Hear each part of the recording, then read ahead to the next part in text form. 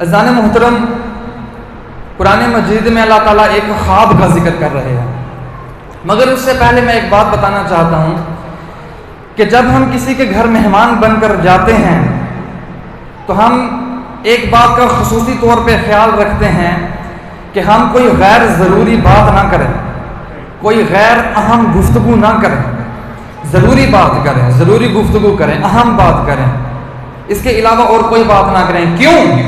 اس لیے کہ اگر ہم نے غیر ضروری بات کی، غیر اہم بات کی، فضول گفتگو کرتے رہے تو میزبان سمجھے گا کہ جو شخص میرے سامنے موجود ہے یہ احمق ہے، یہ بے وقوف ہے، یہ نادان ہے، یہ بھولا ہے، اس کے دماغ کے اندر عقل سمجھ بوجھ نام کی کوئی چیز نہیں ہے۔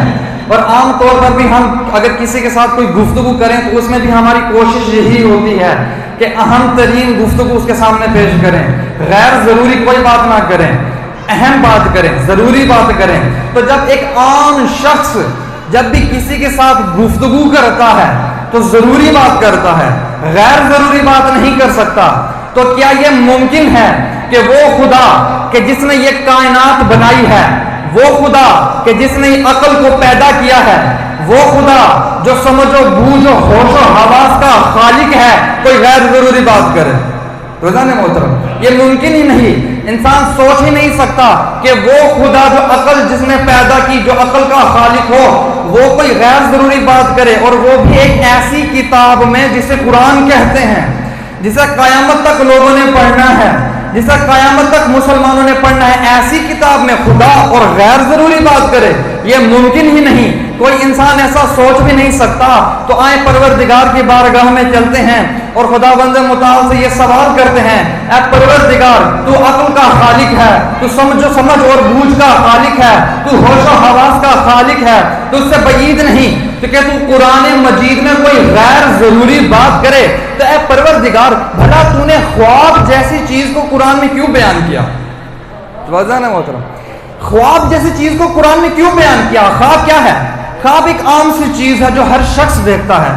بچہ ہو تو خواب دیکھتا ہے، جوان ہو تو خواب دیکھتا ہے، بوڑھا ہو تو خواب دیکھتا ہے، ضعیف ہو تو خواب دیکھتا ہے، طاقتور ہو تو خواب دیکھتا ہے۔ خواب دیکھنے پہ پابندی نہیں ہے، جو شخص جس طرح چاہے خواب دیکھ سکتا ہے۔ توجہ ہے نا ذرا محترم؟ اور خواب ایک واحد وہ چیز ہے جس پر کوئی سزا نہیں ہے، جس پر کوئی آبجیکشن نہیں ہے، جس پر کوئی جرمانہ نہیں ہے، جس پر کوئی چارجز نہیں ہے۔ اگر کوئی شخص تھانے میں جائے، پولیس اسٹیشن میں جائے اور وہاں پر جا کر کہے کہ اے پولیس آفیسر صاحب، میں نے خواب میں دیکھا ہے کہ فلاں شخص نے میرے منہ پہ تماچا مارا ہے اور میں یہ چاہتا ہوں کہ آپ اس کو جا کر گرفتار کر لیں، تو وہ کہے گا تم احمق ہو، تم بے وقوف ہو، خواب میں دیکھا ہے نا، حقیقت میں تو تماچا نہیں مارا۔ تو معلوم ہوا خواب کی کوئی حیثیت نہیں، خواب کی کوئی بکات نہیں۔ اور خواب کیا؟ جو ہر شخص دیکھ سکتا ہے، اور لوگ طرح طرح کے خواب دیکھتے ہیں۔ بعض لوگ اس طرح کے بھی خواب دیکھتے ہیں کہ خود خواب کی توہین کرتے ہیں۔ کیسے؟ وہ شخص جو علی کی نفرت کو اپنے دل میں رکھتا ہو، جو علی کا بغض اپنے دل میں رکھتا ہو، جو علی کے لیے دشمنی اپنے دل میں رکھتا ہو، مگر پھر بھی جنت کا خواب دیکھے، کیا یہ خواب کی توہین نہیں؟ تو معلوم ہوا کہ خواب ایک عام سی چیز ہے، تو خدا نے کیوں خواب کو قرآن مجید میں بیان کیا؟ تو آواز قدرت آئے گی کہ میں خالق کائنات ہوں، میں نے عقل کو پیدا کیا ہے، میں بغیر حکمت کے، بغیر کسی وجہ کے کسی چیز کو قرآن میں بیان نہیں کرتا۔ تو معلوم ہوا کہ اس خواب کے اندر جو قرآن نے بیان کیا ہے، کوئی نہ کوئی ایسی شے موجود ہے کہ جو قیامت تک انسان کو جگانے کے لیے ضروری ہو۔ توجہ ہے نا محترم؟ خواب انسان جب سویا ہوا ہوتا ہے تب انسان خواب دیکھتا، جگانے کے لیے کوئی اس کے اندر راز موجود ہے۔ تو آئے غور کرتے ہیں کہ خواب کیا ہے، خواب کس نے دیکھا، کس کے لیے دیکھا، اور خواب تھا کیا؟ خواب دیکھنے والے ہیں حضرت ابراہیم علیہ السلام۔ خواب میں دیکھا کہ وہ اپنے بیٹے اسماعیل کو خدا کی راہ میں قربان کر رہے ہیں، خدا کی راہ میں ذبح کر رہے ہیں۔ کس کو؟ حضرت اسماعیل علیہ السلام کو۔ ایک مرتبہ حضرت اسماعیل علیہ السلام کے پاس آتے ہیں حضرت ابراہیم اور کہتے ہیں یا بنیا انی ارا فی المنام، اے بیٹے میں نے خواب میں دیکھا ہے کہ میں تم کو خدا کی راہ میں قربان کر رہا ہوں۔ توجہ ہے محترم؟ اب اس خواب کے اندر، اس آیت مبارکہ کے اندر اللہ تعالیٰ قربانی کا فلسفہ بیان کر رہے ہیں کہ قربانی کیا ہوتی ہے. ہم قربانی کو سمجھ ہی نہیں سکے, ہمارے مسلمان بھائی سمجھ نہیں سکے, لمبی لمبی داڑیاں رکھ کے, ماتھے پہ محراب سجا کر, ہاتھوں میں تسبیحاں اٹھا کر قربانی نہ سمجھ سکے. قربانی کسے؟ وہ دوسروں کی جھولیاں اجاڑ دینے کو قربانی سمجھتے ہیں, وہ عورتوں کو بیوہ کر دینے کو قربانی سمجھتے ہیں, وہ بہن کو بھائی کے غم میں سوگوار کر دینے کو قربانی سمجھتے ہیں, وہ چھوٹی چھوٹی بچیوں کو یتیم کر دینے میں قربانی سمجھتے ہیں. ابراہیم علیہ السلام کہتے ہیں آؤ میں تمہیں بتاتا ہوں قربانی کسے کہتے ہیں. کہا بیٹا اسماعیل, یا بنیا انی ارا فی المنام, میں نے خواب میں دیکھا کہ میں اپنے بیٹے کو قربان کر رہا ہوں. اپنے بیٹے کو, یہ نہیں دیکھا پڑوسی کے بیٹے کو ذبح کر رہا ہوں. توجہ نہ محترم, یعنی قربانی کا فلسفہ, یعنی جو چیز خدا کی راہ میں قربان کی جائے گی وہ آپ کی اپنی ذات سے تعلق رکھتی ہو. آپ اپنا مال خدا کی راہ میں قربان کر سکتے ہیں, آپ اپنی اولاد خدا کی راہ میں قربان کر سکتے ہیں, آپ اپنی جان خدا کی راہ میں قربان کر سکتے ہیں. اب آئیں ذرا خواب کی طرف آتے ہیں. تو حضرت ابراہیم علیہ السلام نے خواب دیکھا کہ وہ اپنے بیٹے اسماعیل کو خدا کی راہ میں ذبح کر رہے ہیں. آئیں حضرت ابراہیم علیہ السلام کی بارگاہ میں چلتے ہیں. کہتے ہیں اے ابراہیم, آپ نے خواب دیکھا کہ آپ اپنے بیٹے کو ذبح کر رہے ہیں, تو کیا آپ اپنے اس خواب کو سچ کر دکھائیں گے؟ حضرت ابراہیم نے کہا بالکل میں اس خواب کو سچ کر دکھاؤں گا, کیونکہ ہمارا خواب حقیقت ہوتا ہے, خدا کی طرف سے حکم ہوتا ہے. میں اپنے بیٹے کو خدا کی راہ میں ذبح کروں گا. چاہے چلیں حضرت ابراہیم علیہ السلام کی بارگاہ میں چھوٹی سی گزارش کرتے ہیں, التماس کرتے ہیں. کہتے ہیں ٹھیک ہے اے ابراہیم علیہ السلام, اسماعیل آپ کا بیٹا ہے, آپ اس کو قربان کر سکتے ہیں, آپ اس کو قربان کر دیجئے, ذبح کر دیجئے خدا کی راہ میں. لیکن گزارش یہ ہے کہ آپ چپکے سے اسماعیل کا ہاتھ پکڑیں, مینا میں لے جائیں, لیٹائیں, چھری چلا دیں. ابراہیم کہیں گے میں پیغام یہ دینا چاہتا ہوں کہ قربانی دھوکہ نہیں ہے. توجہ ہے محترم, قربانی دھوکہ نہیں ہے. میں اسماعیل کو بتاؤں گا کہ اے اسماعیل میں تمہیں خدا کی راہ میں قربان کرنے جا رہا ہوں. اسماعیل کی رضا مندی کے ساتھ اس کو قربان گاہ لے کر جاؤں گا, تاکہ قربان ہونے والے کو معلوم ہو جائے کہ میں قربان ہونے والا ہوں, اور دنیا کو یہ پیغام مل جائے کہ قربانی دھوکے کا نام نہیں ہے. عزیزان محترم, بعض اوقات نبوت دعویٰ کرتی ہے, امامت اسے دلیل دیتی ہے. نبی دعویٰ کرتا ہے, امام ثابت کرتا ہے. ابراہیم علیہ السلام نے یہ دعویٰ کیا کہ قربانی دھوکہ نہیں ہے.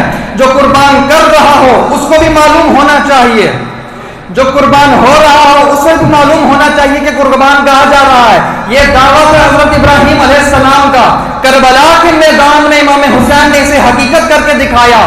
اگر امام حسین علیہ السلام علی اصغر کو اٹھا کے قربان گاہ لے جائیں تو قربانی ہے دھوکہ, اور اگر علی اصغر خود کو جھولے سے گرا دے تو قربانی ہے اختیار کا نام, خود اپنی مرضی سے قربان گاہ جانا. اگر امام حسین ایک ایک کو بلا کے کہیں کہ جاؤ کربلا میں قربان ہو جاؤ تو قربانی ہے دھوکہ. اگر ہر شخص آ کر کہے کہ مولا میں قربان ہونا چاہتا ہوں تو قربانی ہے اختیار. اگر امام حسین کہیں کہ آؤ سب مجھ پہ قربان ہو جاؤ تو قربانی ہے دھوکہ. اگر شب عاشور چراغ بجھا کے کہیں کہ سب چلے جاؤ میں حسین جنت کا ضامن ہوں تو قربانی ہے اختیار کا نام. توجہ ہے محترم, اسے کہتے ہیں قربانی. دلیل دعویٰ کیا حضرت ابراہیم نے اور اسے سچ کر کے دکھایا امام حسین علیہ السلام نے. چلیں اب ہم حضرت اسماعیل علیہ السلام کی بارگاہ میں چلتے ہیں. کہتے ہیں اے اسماعیل, آپ کے بابا نے خواب دیکھا ہے کہ وہ آپ کو خدا کی راہ میں قربان کرنا چاہتے ہیں, تو کیا آپ قربان ہو جائیں گے؟ ایک مرتبہ سے ابراہیم علیہ السلام آئے, کہا کہ یا بنیا انی ارا فی المنام, میں نے خواب دیکھا ہے میرے بیٹے لخت جگر, کیا کہ میں آپ کو خدا کی راہ میں قربان کر رہا ہوں, ذبح کر رہا ہوں.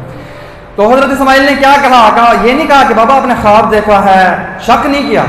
کہا ٹھیک ہے بابا, اگر یہ خدا کا حکم ہے تو آپ مجھ کو خدا کی راہ میں قربان کر دیں, آپ مجھے صبر کرنے والوں میں پائیں گے. توجہ ہے محترم, ایک ہوتا ہے صبر, ایک ہوتا ہے شکر. جو قربان گاہ میں جا کر خود کو قربان کر دے اس کو کہتے ہیں اسماعیل. کہ جو 10 محرم الحرام کو میدان کربلا میں سب کو شہید کر کے بھی خدا کا شکر بجا لائے اسے حسین کہتے ہیں. توجہ ہے محترم, صبر کیا.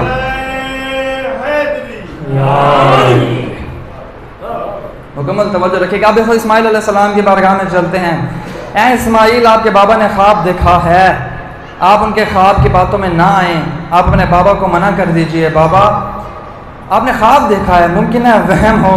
حضرت اسماعیل علیہ السلام پلٹ کر ہمیں دیکھیں گے اور ہمیں مخاطب ہوں گے اور کہیں گے کہ اے اللہ آباد میں موجود مجلس عزا میں شرکت کرنے والے عزاداروں، میں یہی پیغام تو دینا چاہتا ہوں کہ نبی جاگ رہا ہو تو بھی جاگنے میں شمار ہوتا ہے، سو رہا ہو تو بھی جاگنے میں شمار ہوتا ہے. نبی کا دماغ کبھی ہذیان میں مبتلا نہیں ہوتا، نبی کا دماغ پہ کبھی شک نہیں کیا جاتا. کیوں؟ اس لیے کہ اللہ نے ہر نبی کو اس کی امت کا گواہ مقرر کیا ہے، اور ہر گواہ کے لیے یہ ضروری ہے کہ وہ عینی شاہد ہو، وہ موقع کا گواہ ہو، وہ اپنی آنکھوں سے چیزوں کو دیکھے. اگر نبی اسی طرح سوتا ہے جس طرح سے ہم سوتے ہیں تو اس وقت کے لیے نبی اپنی امت کا گواہ نہیں ہو سکتا، کیونکہ جب ہم سوتے ہیں ہمارا دماغ کام کرنا چھوڑ جاتا ہے، لیکن جب نبی سوتا ہے بظاہر سو رہا ہوتا ہے لیکن اس کا دماغ کام کر رہا ہوتا ہے. اے عزاداروں، یہی تو پیغام دینا جا رہا ہوں کہ ایک طرف حضرت محمد مصطفیٰ کھڑے ہیں، ایک طرف حضرت ابراہیم کھڑے ہیں، ایک طرف اللہ کا خلیل کھڑا ہے، ایک طرف اللہ کا حبیب کھڑا ہے، ایک طرف حضرت ابراہیم کھڑے ہیں، ایک طرف سید الانبیاء کھڑا ہے. میں سوال کرنا چاہتا ہوں کہ حضرت ابراہیم پڑھے ہیں یا حضرت محمد مصطفیٰ پڑھے ہیں؟ آپ خود کہیں گے کہ نہیں، حضرت محمد مصطفیٰ کا مقام زیادہ بلند ہے. تو ہے کسی کے منہ میں 32 دانت جو یہ کہہ سکے کہ محمد مصطفیٰ کے دماغ پر ہذیان طاری ہوا؟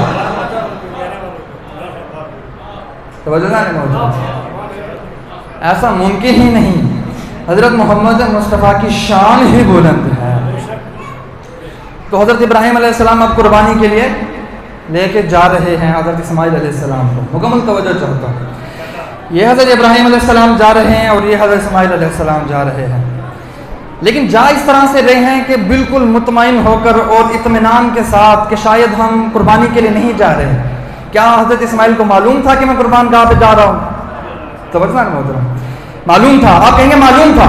حضرت ابراہیم علیہ السلام کو معلوم تھا. آپ کہیں گے بالکل معلوم تھا. حضرت ابراہیم نے اسماعیل کو کہا بیٹے میں تمہیں قربان گاہ کے لیے جا رہا ہوں. تو کوئی آئے اور آ کر کہے کہ حضرت اسماعیل علیہ السلام خودکشی کرنے جا رہے ہیں، تو اگر حضرت اسماعیل علیہ السلام خودکشی نہیں کرنے جا رہے، کہ مولا حسین جب جانتے تھے کہ کربلا میں مارے جائیں گے، شہید ہو جائیں گے، قتل ہو جائیں گے، تو کیوں کربلا میں جا رہے تھے؟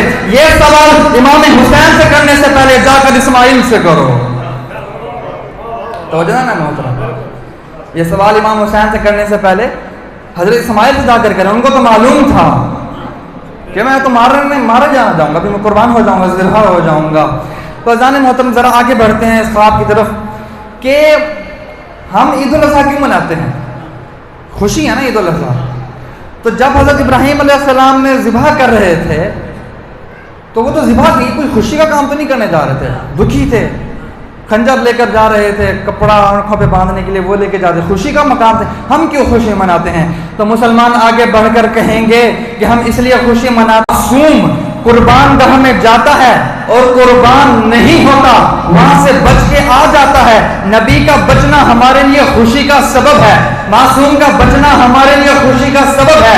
اس لیے ہم ہر سال عید الاضحیٰ کا اہتمام کرتے ہیں اور دنیا والوں کو یہ پیغام دیتے ہیں کہ چونکہ حضرت اسماعیل علیہ السلام قربان گاہ سے بچ گئے، اس لیے ہم خوشی کا اظہار کرتے ہیں، مسرت کا اظہار کرتے ہیں.